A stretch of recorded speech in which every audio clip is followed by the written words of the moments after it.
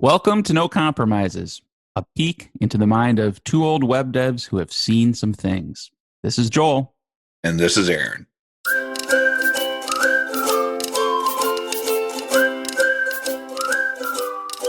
As we go into many different projects as consultants, we see a lot of different architectural patterns. And one of them that has always been sort of interesting to me is the multi-tenancy sort of setup inside of a Laravel application when that Laravel application has to be used over multiple clients. So it has multiple I don't even know how to explain it. So Okay. there's the idea of multi-tenancy basically being like I can use this one single code base, but maybe separate multiple databases. That's a very Mm, simple way of looking at it. There's obviously many more different things, but the idea I believe is to generate some sort of isolation between clients, so that there's not any sort of mistakes, I guess. As you see, I'm having a hard time describing it because I guess what are your thoughts on why people pick multi-tenancy architectures versus just choosing one directly and I don't know, having like a client ID where they query on that or something? yeah, I think maybe part of the struggle you're having is like this is one of those terms that actually means multiple things, right? Yeah. So because you even started talking about number of databases, and I would say like within multi-tenancy, you can have a true multi-tenant setup that is a single database or is one per tenant. Like those are kind of like the two main paths I've seen. But I was trying to think of like how to phrase this too, because like what you're talking about is like an app with users that can log in has isolation between the users. I like at least I hope it does. But that's not what I think anybody means when they say multi-tenancy. It's sort of like a layer above this, where it's like this tenant, to stick with the term, maybe has its own configuration of how they use their app, or maybe it has its own set of resources, whatever that means. It's like it's isolation at a higher level, at the tenant level, and maybe a little more even self-service, and like they can tweak it a little bit. Or I'm throwing a lot of different things out there because these are all kind of under that umbrella. Maybe like this tenant has a custom domain, or at least a subdomain. Like those are the things where I think that's what people mean. One of those things where they say multi-tenancy. Does that resonate with what you had in mind? Yeah, I would say that that's true because multi-tenancy could mean kind of like more technical thing that I just talked about, but Hmm. it also could be, like you said, these different configurations. Right. But again, then maybe the question is a little bit more nuanced where I'm not talking about multi-tenancy as a concept. I'm Okay. talking about why do people use specific packages to Oh, separate okay. this stuff? Because Sure. all the things that you just sort of described, I can do in Yes. my main application. And by the way, I'm not against multi-tenancy. I'm just trying to define it right now first. Yeah, me too. Okay, that helps. So and it kind of narrows the scope. So it's like you're going to do some form of multi-tenancy, and it's like, do you just roll it yourself with Laravel, or do you adopt a starter kit, or at a smaller level, maybe a package that sort of enforces all of these things for you? Right. Okay. So like when somebody comes to us with one of those questions, do you have like a default leaning, or like what are the things you would ask them to maybe try to help them guide them toward a decision on how to proceed? Yeah. So one of the challenges I've seen is when people do the multi-tenant thing and they talk about that different configuration, Hmm. they never know when to stop changing the configuration. Yep. And so at some point, multi-tenant becomes there's actually if statements or, Ugh, catches and all that kind of stuff. Or there's like a code that's, dot this client name or something. Like, I mean, mm, there's good ways to do that. There's strategy patterns you sure. can plop in there and whatnot. But, or the database completely changes. So maybe it's a multi-tenant database. The models all look the same, but technically this model eloquent model has to do something differently if it's this tenant because that database actually has three more columns that no one Yep. else needs, but that client definitely needed.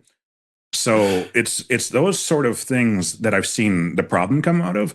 So to answer your question, when someone says they need multi-tenancy, I try to ignore that and I just start asking them about their application. Okay. And the things that I'm looking for are, and again, I'm being very focused, very specific on what I believe multi-tenancy to be in this Yeah. particular comment. I look at, does the data literally need to be separate between Mm, clients, like physically? You Okay. mentioned something about like it could be the same database, maybe prefix tables or something like that. I get that, but I'm thinking of like there's literal database separation, different zones, all kinds of different things like that. Different login, username, and passwords to access those resources. And you kind of hit on that when you said different resources for different clients. Right. But again, that could be configured at runtime. Like if we look at the subdomain, it's all the same code. What is the credentials? We pull it out from some stored secret, and that's how this works. So it's really, when I think about multi-tenancy, I think, is there actually like a law or a reason or a necessity for this? Or is it just something you think you should have or something you would like in the future? When you have so many users, you're going to need multi-tenancy. Well, let's get so many users first. Yeah. Yeah. And when you say law, I just want to call that out. Like a client might have customers in the EU and there's like data privacy or what do they call that? Data Hmm. governance, like where it literally has to be in a data center in the Right. EU to legally comply with their laws. And so then unless you're going to like put all your stuff there, you have to have multi-tenancy to separate that out. But again, then that also brings up the question is like it could live there and it could use the same code, not have a Sure. multi-tenancy package from Laravel at all, and just Yeah. have a middleware or something that says if you're at the Yes. subdomain, you're using these type of credentials. I mean, that Okay. sounds a little hacky, in some ways, but at the same time, like why bring in a whole package if you can solve it with a middleware and 5 lines of code? Well, yeah, and I mean Laravel has the concept of different database connections, so it's not Mhm. hacky like you're introducing some totally new thing to the database, but or to the application, but it's in there in the framework. But yeah, how you specifically route to a particular connection based on a request or whatever, that's where there's some design decisions to be made. And honestly, any package you pick is going to just impose its design decision on you, right? So it's going to Right. still be doing those same things. It's not some magical extra way of doing it. It would be using one of the strategies you would use if you rolled it yourself. Yeah, so I asked those questions and then, try to determine if it's a necessity and then what level of it is. Hmm. It's the same sort of I'm going to try not to expand the scope of this conversation, but it's the same sort of question when people say things like, "Oh, I need the models or modules package for Yeah. Laravel to put all my stuff in different modules." A lot of projects may need that, but does yours? So that's Right. the same question. Is like I get that that's definitely it's like all the people that tried to architect stuff after Netflix. Yeah, but you're not Netflix, so stop that. But I could be. Okay, let's stick on the multi-tenancy and kind of maybe just frame it around, do I need a package or am I going to do it myself? And the thing, I'll be honest, that concerns me a little bit about this decision because there's so much in coding where it's like, well, I don't need it yet. I'll add it when I need it. But this does feel like, unless you disagree, this feels like a decision that is kind of hard to change 2 years into a project. Or do you disagree? Like if you hand rolled your own multi-tenancy approach and then decided like, I should have used a package, like that's a pretty big change to make, isn't it? Yeah, I would agree with that. I think it has to do with how far you go with your own hand rolling thing again, Yeah. and it's what is the actual requirement? Is the requirement to have the exact same code, the exact same everything, it's just a separate database? Then what do I need a package for? Right. But if it's other things like we will have a separate database and some of the code will be different and this and some of the strategies will be different and this and that, then I can start to see reasons for having this tenancy built up and you can kind of build out, does this tenant have this functionality? But again, you're still doing gate checks and you're still doing different things on that Yeah. tenant. So in reality, what I'm saying is like, yeah, you could use the package to make sure you're doing it consistently, that you're not reinventing the wheel all the time. And Right. that's good once you get past the first thing. But once you're doing a couple different things, you're using that package, then you have to make sure you're not doing too many crazy things and changing too much just because you have tenancy now. Yeah. Yeah. And I'm not advocating one way or the other globally. I mean, like, because these all are like application and business specific decisions. But I just wonder if there's a parallel. Like, the argument we might make to somebody like, don't roll your own framework. And like, the advantage is with Laravel, you get all this stuff for free and there's documentation and somebody's like fixing bugs. Like, does any of that factor in at all with this, like, specifically the idea of a multi tenancy package? Or do you see it just as sort of like the same evaluation with any kind of package you might choose to bring into your app or not? Well, you kind of just led me to the answer because we've talked about Oh, that before. Like okay. you could code something or you could use a package, but if you're going to use a package, make sure you understand what the package does. And do you even Right. need a package with that? We've talked about that on podcasts or tips and stuff like that. So it's the same thing. Like we just keep coming back to the same thing, I think, which is like, what does multi-tenancy mean to you? What's actually required? And those answers, what you actually think multi-tenancy means to you in your application now and up to 6 months in the future, never farther than that. Come on. Okay. That's how we make our decision. Yeah. Yeah, I like that. It's a balanced approach, and you know we always like to, at least I like to have rules and kind of guidelines, but this is sort of like almost too big of a discussion to boil down. But I think maybe one of the takeaways is if somebody just puts on a requirements like we need multi-tenancy package X, it's definitely worth a discussion. Like, how did you pick that package, and like what features are we going to use in that package, and is this well supported, and you know all those sorts of things, like what's its roadmap. Yeah, I mean that's kind of. You said something interesting too, which was like, how do you like the comparison with Laravel? Yeah. So I'll give a good comparison on like how that's the same as this multi-tenancy thing. Okay. Like if you said to someone, you only have PHP available to you, I have a CSV file, and I need you to extract the CSV and just print it to the screen. Okay. There's multiple ways to do that. Sure. The easiest way is actually using probably League CSV or something like that and just having it do that. But that's a package.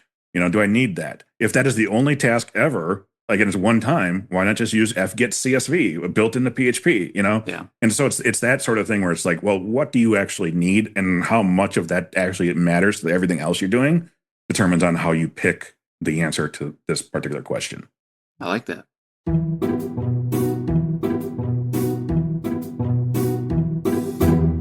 There are certain things in my life I have mental blocks about, and I'm going to share. I'll maybe share two of them with you. There's a long list, so we could be here all day. But I'm going to share this just to give you a tangible example, and then see if you relate to this at all, or if this is a uniquely weird thing about my brain. So there are 2 rooms in our house that have a place to Heated sit. floors. Oh, no, sorry. No, there's only one with heated floors.